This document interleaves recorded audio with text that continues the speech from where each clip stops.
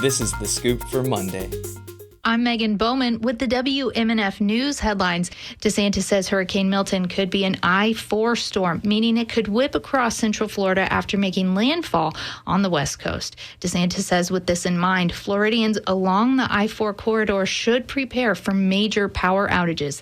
That means finishing up storm preps by tomorrow at the latest, ahead of Wednesday's landfall. You're going to have the storm going right across, potentially I-4, or certainly in the center part of the state somehow. And that is going to cause damage. It's going to generate debris. It's going to cause potential damage to infrastructure. So just be prepared for that and do what you need to do to be able to execute your plan. DeSantis says he also expects our area could get hurricane-force winds.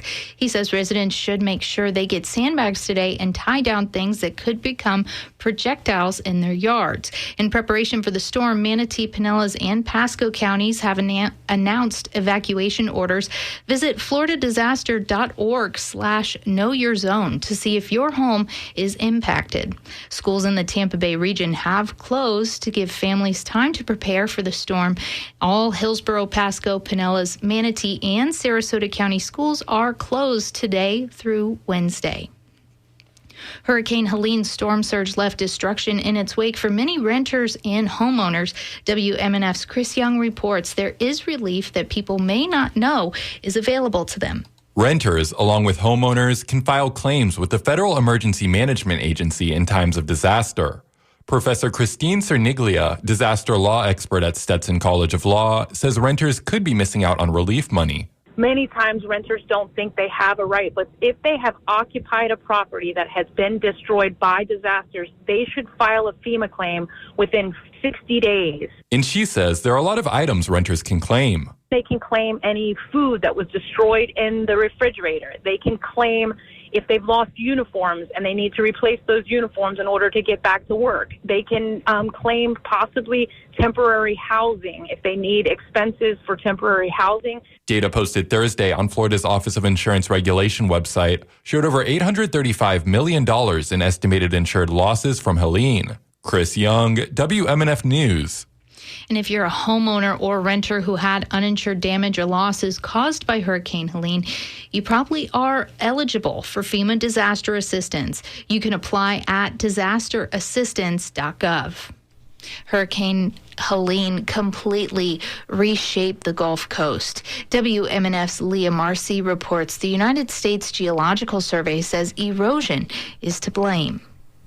Sand dunes are used to prevent beach erosion. Kara Doran, a scientist at USGS in St. Petersburg, says the dunes are also crucial in protecting communities from high storm surge. Observing coastlines over the years, areas with nice, high, wide sand dunes are protected from a lot of the effects of the storm, because as those water levels rise and the large waves come in, they're going to impact the dune first, and the dune can absorb a lot of that wave energy. She says the dunes are the first line of defense in protecting infrastructure from high water. Doran says Helene moved a large amount of sand from the beach, but its total impacts have not been confirmed. In my time at the USGS, definitely the most extreme erosion event that we have seen locally. Doran says Helene's storm surge brought the highest water levels ever recorded in Clearwater and St. Pete, exposing floodwater to areas that had never seen it before. Leah Marcy, WMNF News. Today is the last day to register to vote for November's election. You have until midnight to register online at your county supervisor of elections website, or you can do it in person at your local elections office. Governor Ron DeSantis signed an executive order last week allowing adjustments to polling places, drop boxes, and vote by mail procedures in counties significantly impacted by Helene. That includes Hillsborough, Pasco, Pinellas, Manatee, and Sarasota counties.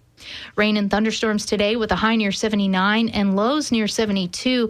We could start seeing wind and bands from Milton as early as tomorrow. The National Hurricane Center is urging people to get prepared in advance of Milton's landfall.